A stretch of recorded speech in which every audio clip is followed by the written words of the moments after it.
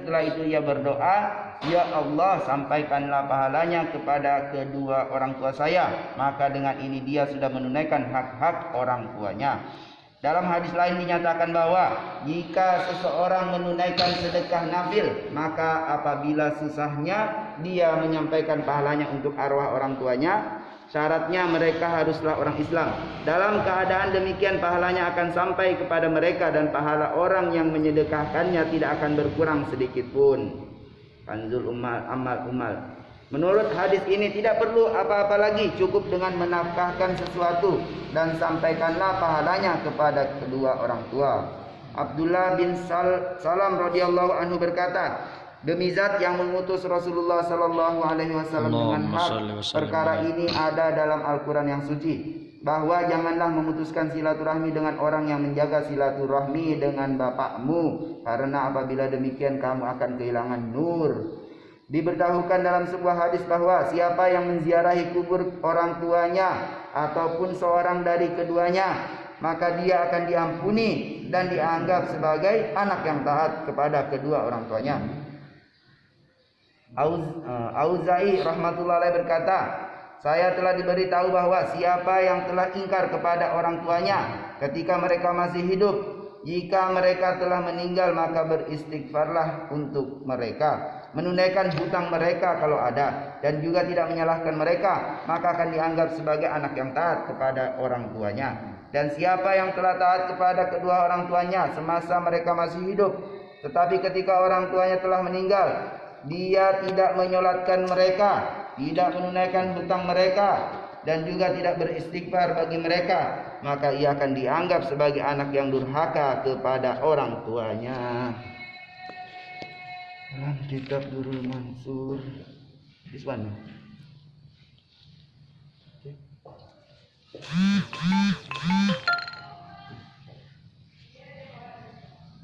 Sampai saya.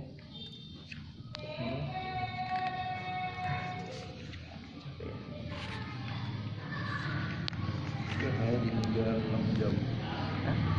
Iya.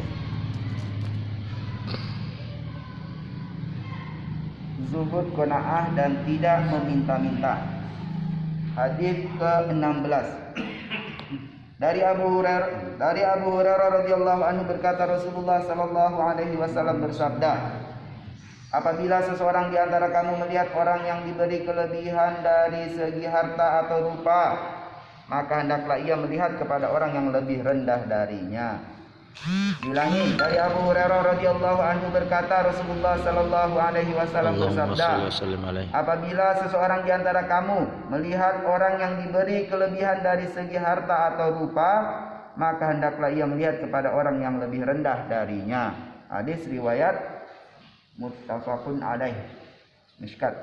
Apabila seseorang melihat seorang jutawan, lalu timbul rasa tamak dan sesal dalam hatinya, dan ia berkata, "Ia memiliki harta kekayaan yang banyak, sedangkan aku tidak memiliki harta sebanyak itu," maka hendaklah ia mencari dan memperhatikan dengan seksama orang yang sedang berada dalam kesulitan, tidak berdaya dan kelaparan. Dengan demikian akan datang pada dirinya rasa syukur kepada Allah Subhanahu wa taala, karena Allah Subhanahu wa taala telah menyelamatkannya dari keadaan seperti itu. Dalam hadis lain Nabi sallallahu alaihi wasallam bersabda, "Janganlah kalian memandang kepada orang yang memiliki banyak harta, tetapi pandanglah orang-orang yang lebih rendah darimu, sehingga tidak ada timbul rasa mengecilkan karunia Allah Subhanahu wa taala yang ada padamu." Mishkat. Abu Dzar Al-Ghifari radhiyallahu anhu berkata, "Kekasihku Rasulullah sallallahu alaihi wasallam telah menasehatiku dengan 7 perkara. Yang pertama, aku diperintahkan agar menyayangi fakir miskin dan bergaul dengan mereka.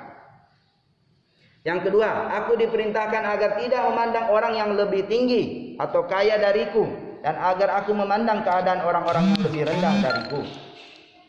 3, aku diperintahkan agar menyambung silaturahmi, walaupun orang yang aku datangi itu berpaling dariku, menghindar dariku, menjauhiku, tidak mempedulikan aku, atau sombong terhadapku." Dalam kitab At-Targhib dikatakan, walaupun orang itu menzolimiku.